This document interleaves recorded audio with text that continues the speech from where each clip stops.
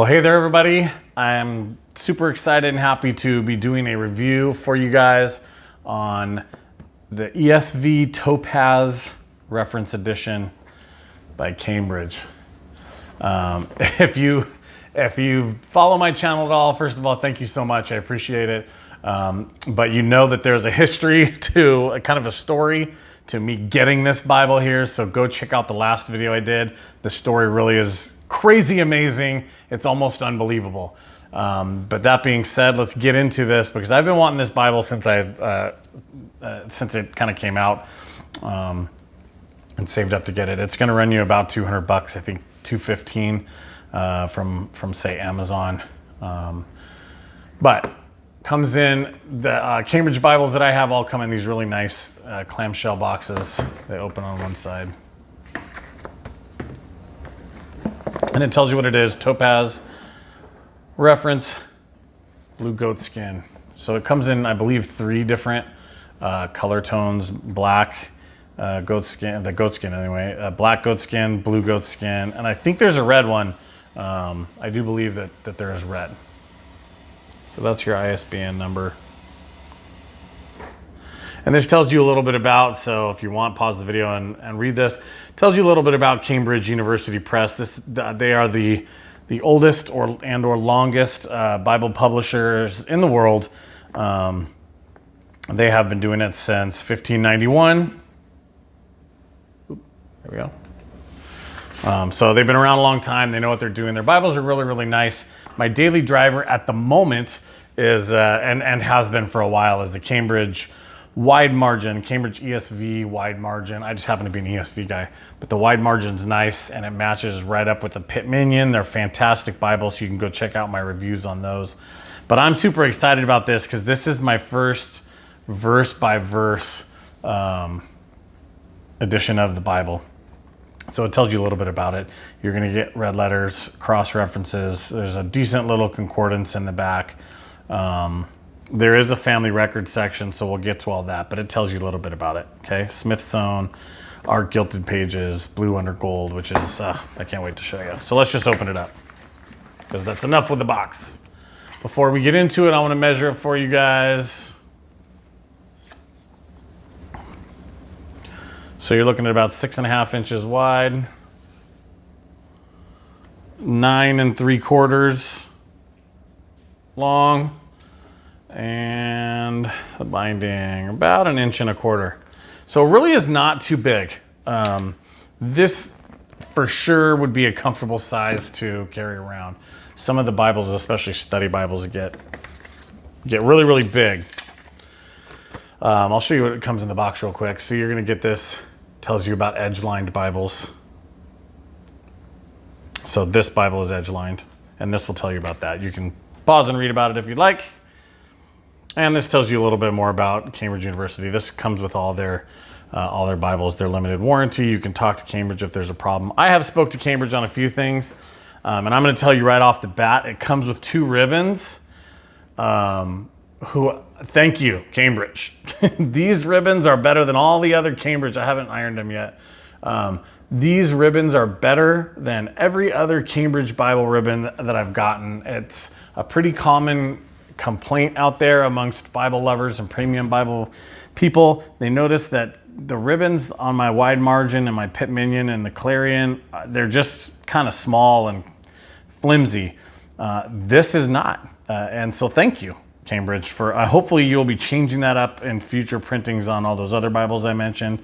But I really like to have nice ribbons. I wouldn't mind having a 3rd one if you happen to be listening. But you know what? I'm not going to complain. So you do get 2 beautiful ribbons. Let's take a look at that art gilting while we're here. Look at that. Hopefully you can see that. See gold. And hopefully you can see the blue there. It's super pretty in person. On the spine, Holy Bible, English Standard Version, made by Cambridge. And you have 5 raised, 1, 2, 3, 4, 5. And I've really started to like these raised ridges. I don't know why. It just, for some reason, I've really started appreciating that. So I will say that these corners, I like these corners. Sometimes they're a little bit raised up as they, it's not a problem because this is a well done liner. It's not a paste down liner, but sometimes the corners get a little bit raised up, and these, in my opinion, are fantastic. They're beautiful. And you can see where it's tabbed into the block there. Try to hold it so the glare emphasizes what I'm saying to you guys. It says, of course, goatskin leather cover. And let's get into some of the features of the Bible. So you get a couple of white pages. You really can't write too much on this one because of how it's connected. But I guess you could write something. You get a white page in the front. I very rarely, I shouldn't say very rarely, I don't use these because most of my Cambridge Bibles have spots in the back to write. All right, presentation pages. Fill these out on every single Bible that you have.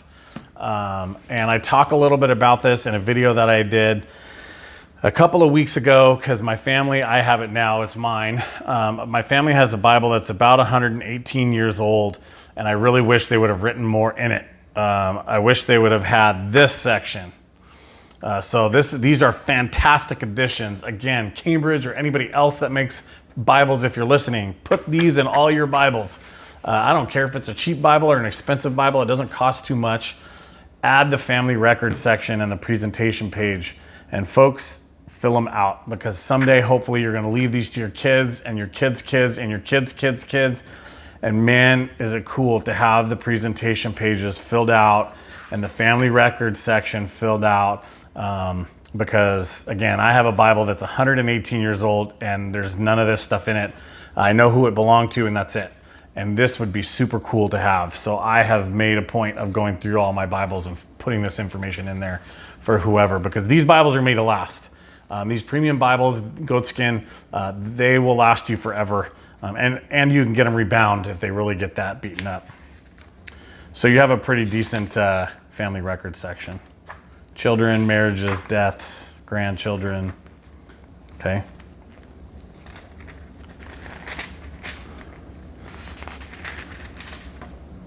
All right.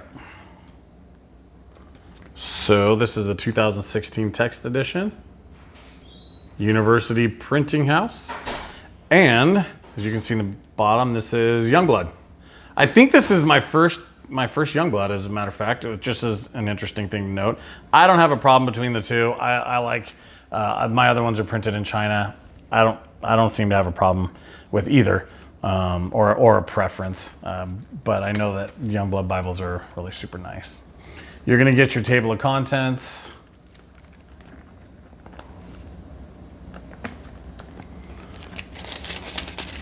And I always mention this because I like that Bibles do this. They're going to tell you about the English Standard Version, how it was translated, the philosophy behind the translation. Okay, everything that you want to know about the English Standard Version. The scholars that they'll mention, sometimes the scholars that were involved. This isn't a study Bible, so there's no study notes. But some of the specialized terms, why they use those terms. So this is important stuff to know. Why are you reading the version that you're reading? And then of course, just an explanation of the features, such as the cross-reference system. How does that work? And that's good to know also. Your footnotes, how do those work? And then we get into the text. You can see this blue, so pretty. All right. So this is verse by verse. Let's flip open to not the very first page. Joshua. So here's what verse by verse means. If you're not familiar with it, it means every verse starts in a new location. 4, 5, 6, okay, all throughout the Bible. Oftentimes, not oftentimes, I don't think I've ever seen a Bible that doesn't do this, if it's an actual translation of the Bible. The poetry sections, such as Psalms and like Proverbs, are done this way already. They're always done essentially verse by verse, but this Bible is all verse by verse. So every verse is separated out. And I like that. I'm excited to read through the Bible that way. I'm excited to use this for my family and reading it for my kids, and it makes it a little easier to find some of these texts and talk about them. I don't have to look in the middle of the page. So you'll notice while we're here in 1 Kings, if you're not familiar with Cambridge Bibles, or at least this Bible, since we're reviewing it, your cross references are going to be off to the side. The fact that they're off to the side, even though this isn't a wide margin Bible, does leave you a pretty good space. Where's the ruler? So it leaves you a pretty good space to write, about an inch. That being said, there are some pages, like this one, where there's a whole lot of cross references. So if you're a copious note taker and you want your notes in your Bible with you, this might not be the one for you. You might be more interested in a wide margin. That being said, I like having multiple Bibles for multiple different reasons, and you can still take plenty of notes. One thing this Bible is great for, in my opinion, is underlining. Underlining and highlighting because of the way that the Bible's laid out. The font is very easily readable. This is always hard to tell on camera, so there's no way you're really going to be able to tell other than to trust me. But the font is a large font, and it's very easy to read, very pleasing to the eye.